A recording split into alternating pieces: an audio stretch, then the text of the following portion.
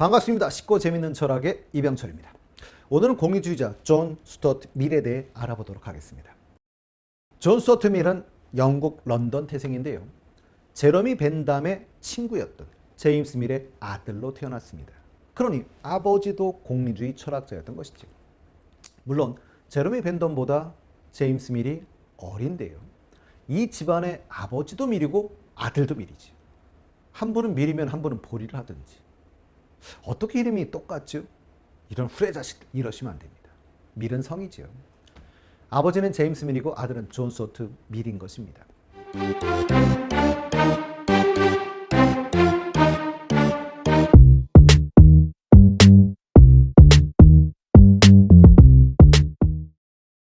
밀의 아버지도 교육열 대단하셨죠. 아버지가 직접 엄격한 조기 교육을 시작합니다. 그 당시 서적들은 그리스어나 라틴어로 된 책들이었는데요. 밀은 3살 때 그리스어를, 8살에 플라톤의 철학 등의 고전을 성립합니다.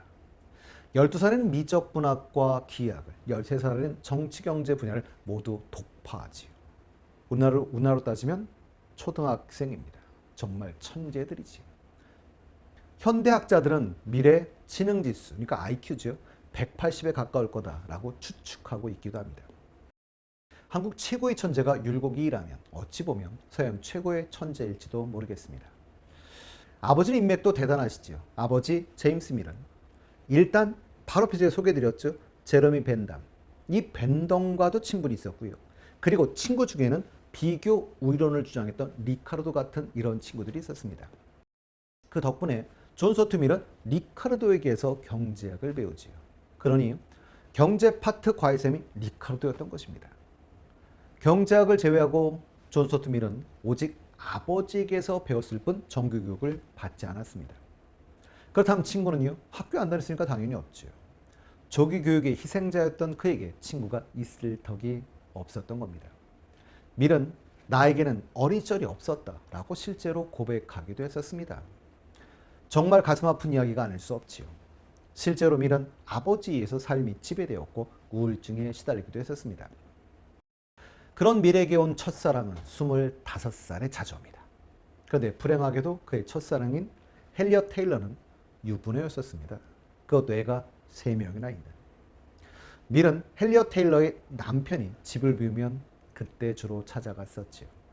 그리고 헬리엇은 수많은 여름 주말을 남편이 아닌 밀과 함께 보내게 됩니다.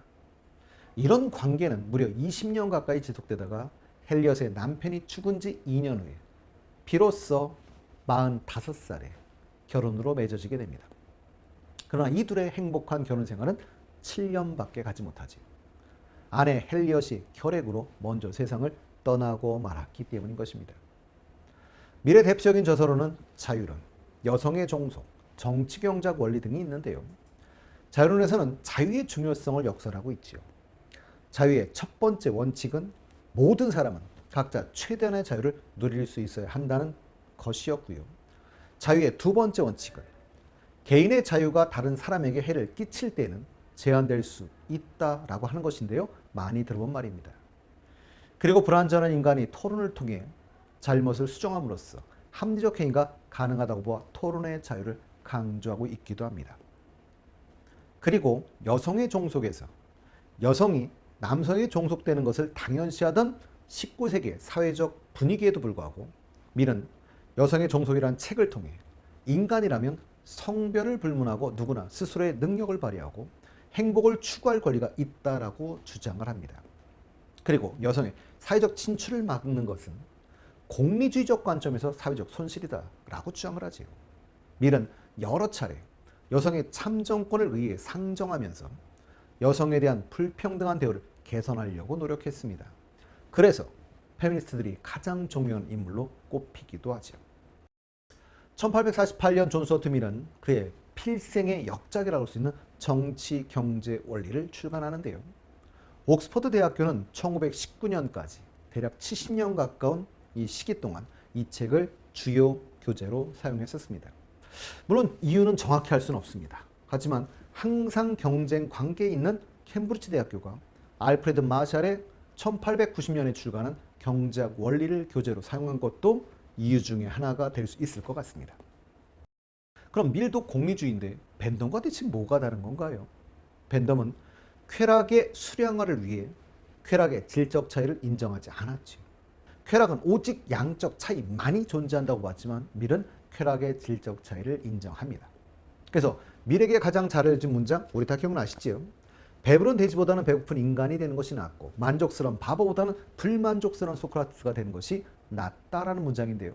가끔 이걸 우리가 외울 때 잘못 외우시면 돼지와 소크라테스가 비교되게 됩니다. 그리고 내용을 잘못 외우시면 소크라테스는 그냥 배고프고 불만족스러운 아주 이상한 사람이 되기도 하지요.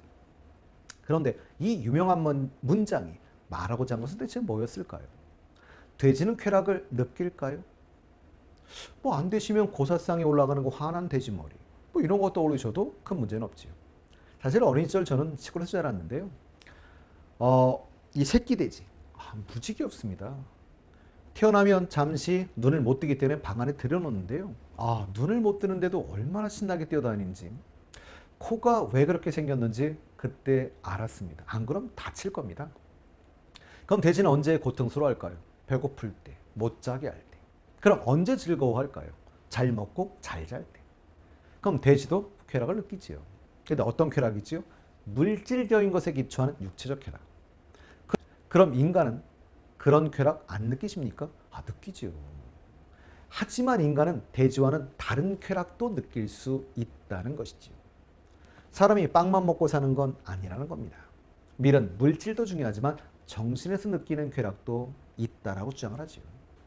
학창시절 수학 문제 풀다가 1시간이나 씨름하다 그 문제 풀었을 때 오는 그 희열감, 모르는 거 알게 됐을 때 그 기쁨 아시죠? 근데 눈빛들은 뭐 이렇게 아시는 것 같지는 않습니다만, 그러니 쾌락은 다 같은 쾌락이 아니라 질적 차이가 있다는 것이지요. 그러니 쾌락의 그레이드가 다르다는 겁니다. 저급한 쾌락과 고급스러운 쾌락, 쾌락에는 질적인 차이가 있다. 이렇게 주장하는 순간 그럼 강조한 쾌락은 뭘까요? 당연히 고급스러운 쾌락, 정신적 쾌락을 강조했던 것이죠. 밀은 벤덤의 공리주의를 바탕으로 하기 때문에 최대 다수의 최대 행복을 기본적으로 계승하고 있습니다. 그러나 최다수의 최대 행복을 고려할 때 양적 쾌락뿐만 아니라 질적 쾌락을 함께 고려하는 것이 바람직하다라고 보았던 것이죠. 그럼 우리는 왜 나만의 행복이 아닌 최대 다수의 최대 행복, 그러니까 다수의 쾌락을 추구하는 걸까요? 물론 가장 기본적으로 이해한다면 공리주의는 이기주의가 아닙니다. 공리주의지요. 그러니 총합의 극대화를 추구하고 있기 때문입니다. 그리고 이 질문에 대한 미래 한 가지 해답을 더 들어볼까 합니다. 더 높은 쾌락 가운데 한 가지는 남의 행복에 대해서 느끼는 쾌락이 포함된다라고 밀은 이야기합니다. 그러니 밀은 자신의 쾌락과 더불어 다른 사람의 쾌락도 함께 추구해야 한다라고 보았던 것이지요. 이처럼 밀은 타인의 행복까지도 실현되기를 바라는 이타심을 중요하게 생각했었는데요. 오늘은 밀에 대해서 한번 알아봤고요. 다음 시간부터는 칸트에 대해서 한번 알아보도록 하겠습니다.